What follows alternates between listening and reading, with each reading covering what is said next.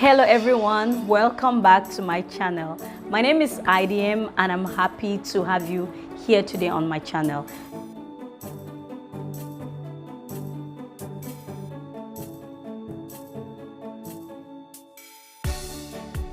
My topic is, how can you survive during trying times? Number one on my list, set your mind on the right frequency and leave it there. So naturally, I love the part 2 that says leave it there, because usually the problem is people set it and after a short while, the journey out of that particular frequency, and that's where the shit is. Let me explain this to you.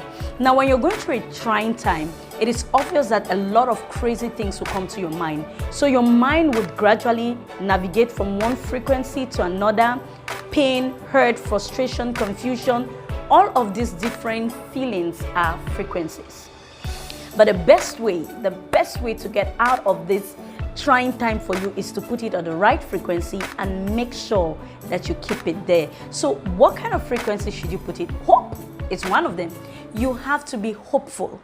You have to understand that every circumstance you're going through has an expiring date. It's definitely going to phase out.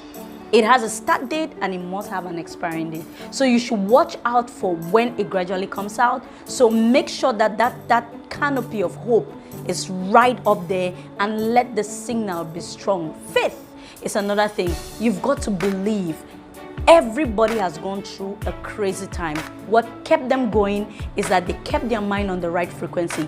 They left their hope high, their faith was gushing, and they just believed in themselves beyond the problem. That is the right frequency. That is where you have to put your mind. Leave it at the right frequency. You'll definitely get out.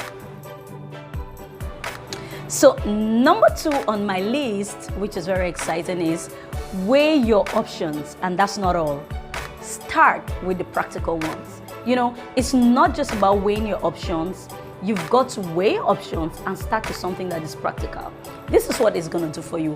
When you start with the practical options, it gives you possibility of growth. It gives you possibility of conquest. It gives you possibility of making things happen. That way, the rest of the options will just slide in gracefully. But when you just pick up anyone that is not practical and you get stuck again, it feels like you're not going anywhere with your problems. So for instance, whatever challenge you're going through, it could be maybe jobs, right? Maybe what you're going through right now is how to get a job. It is so difficult that you've been trying from north, west, south, and it's so difficult for you to get a job. What are your options? That's what I'm talking about. What are your options? What kind of job are you looking at? How easy can you get that? How can you easily get that kind of a job? You know, what are your pay quotations like? Like in terms of salary, are you aiming too high? Can you drop it down a little bit so you get started? The most important thing is to get out of that problem first. Smell victory, enjoy it, and then you can scale again. Oh, okay? But if you keep on that same pedestal and it's difficult, you will find it difficult to get out of there, because all you're going to be faced with is failure upon failure. So please kindly start with something that is very practical, that is going to remind you of how sweet victory is with you. Number 3 on my list is, do not, please, like I practically, I have been in the position where before, when I have a challenge, I'm going to tell A, B, C, and D. Do you understand? And my problems come back facing me with no help whatsoever. Sometimes I get ridiculed. And I told myself, you know what? I'm never going to tell people about my trouble. I'm just going to practically handle it myself. And I realized I was doing the wrong thing. The point is, you never know who is going to help. You've got to select the kind of people you ask help from. You should know your kind of friends. You should know the kind of network you have. You should know who would jump at helping someone or not. So when you know that, please get help. Talk to people who are advanced in that situation. Get their opinions. Do not sit there killing yourself when you could get help from somewhere.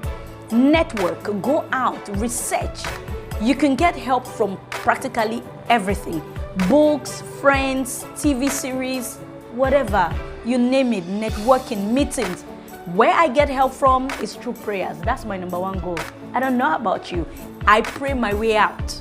I talk to God. So probably you should try that too in your list, right? Try to get all the help that you can. Number 4 on my list is try as much as you can to just take that bundle of pressure and keep it somewhere. If you can just bundle it and put it somewhere, it helps relieve you of that mountain and it helps you see further. Now, this is what people do when they go through stress or through difficult times. They just let that pressure circle their mind. They wallow in it, they incubate it. At the end of the day, you can't see past that problem because you've just incubated the problem. You see the problem more than you see your solution. So this is what I'm saying.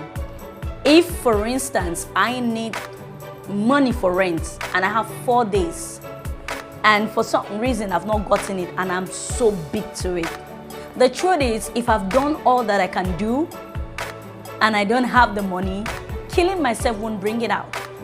Now, the truth is, people would love to help you if they think that you have the ability to get out.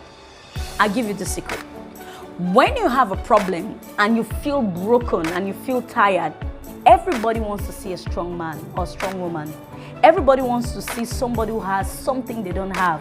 Like, how can this guy be facing a 1-day deadline and he's still smiling? He's talking to me as though whether I help him or not, he's got to figure out. That's why they'll give you the money. That's why they want to help, because you're not broken, you're not beaten to it. You've got to carry the right energy when you're in that kind of a situation. Do not let the stress crowd you.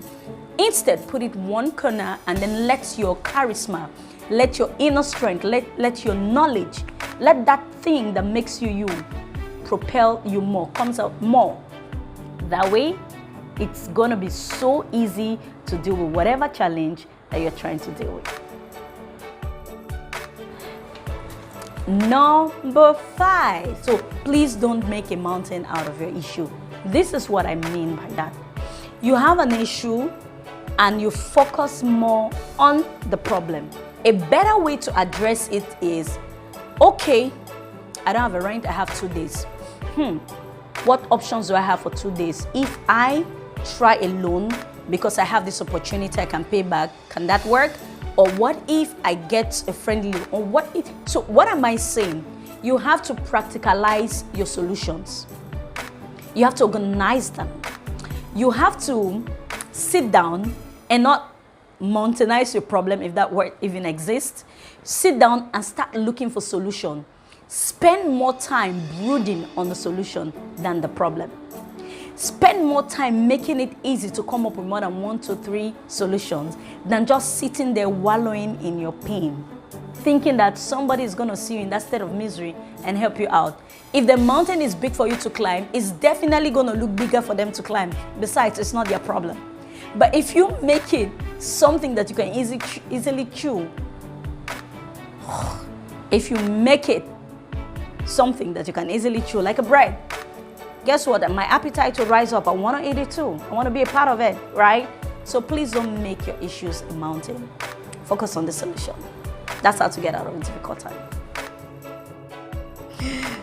Number 6 on my list is spend time with the right circle of people.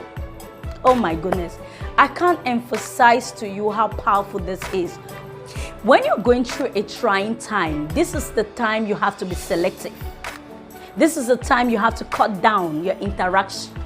When you're going through a trying time, this is the best time to cut your interactions with people, right? The list of people, the kind of people, you have to cut it down. If you know 100 people, obviously you know what these 100 people are capable of, at least an idea. So cut it down and work with people that have the right energy to boost you out. People who are positive. Not just positive, but they are practically positive. So their positivity comes with practical solution. Spend time with these people. Spend time with people who are wise. You have some people who have the gift of coming up with wise ideas look for those guys and stick with them. Spend time with people who have so much faith, like their faith is bigger than their everything. Spend time with those kind of people. Spend time with people who would do everything on research. They are big on learning about new things and finding these guys have wealth of ideas untapped, unused. When you spend time with them, they will gladly want to activate what they've learned on your solution or on your problem, okay? So this is a time to practicalize the list of people that you have. So spend time with the right network of people. Your mom might have doubt issues. It's your mom, you love her, but don't spend time with her during this trying time because it's just going to pull you down. So like I said, spend time with people who have faith, spend time with people who love information, who have a wealth of information. Spend time with people who have practical solutions. Spend time with people whom almost everybody is saying you're wise, you have wise way of coming out. So these are the kind of people you should be looking at. Whether they are close friend list or they are friends of friends, try to navigate them. These people have the keys of getting you out of that mess. Number 7, redirect your mind to new possibilities. What I mean by this is you've got to practically prepare your mind to learn something new. Do something new. Now, I give you this with an example. There was a time where everything in my company was just shutting down. Like, the more energy I put, the more the window shuts, bang. The more power I tried to put to advance, it's like all the doors were just banging on me, bang, bang, from every angle. It was the most trying time in my life. I felt like I didn't have what it takes to do what I'm good at. It just felt that way. Then I realized, oh no, this is a window that you have to break through the door. Like you break a door through another door. And you won't believe it. Something that I used to spend so much money on. So much money, not just one thing, two. Not just money, time, shouting, talking. This period, I actually had to figure out how to do it. So while the pressure was coming, I told myself, you know what? You just keep doing your thing, and I want to do my own thing. And within this period, let me learn something new. You won't believe how that has empowered me. Not just empowering me, it has given me a new sense of confidence. I don't have to depend. I don't have to depend on anybody to get something done. Sometimes these trying times are not just there to kill you. They are there to force you to get into another zone, another level of your life, to climb another ladder. So do not kill yourself through this process. Empower yourself through this process and come back a champion. Did I say process? It's actually process, please. I meant process. So please learn something new within that period when everything is killing you. I don't know what it is.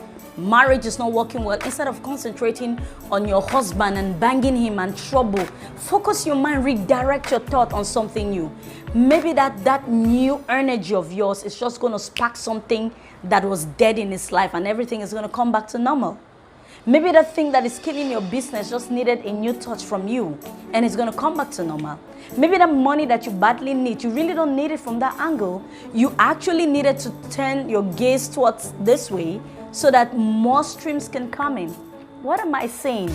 Difficult times are not meant to swallow you, kill you, destroy you. They are meant to uplift you, make you better, make you stronger. If you enjoyed this video, I would love you to share. I would also love you to leave a comment down below. And I would love you to press the notification button. That way, when I drop new videos, you'll be the first to know. I would also love you to subscribe. You never know when I'm going to be teaching something that is going to be timely. We can never know it all. Love you guys so much. Talk to you guys soon this week. Bye-bye and mwah.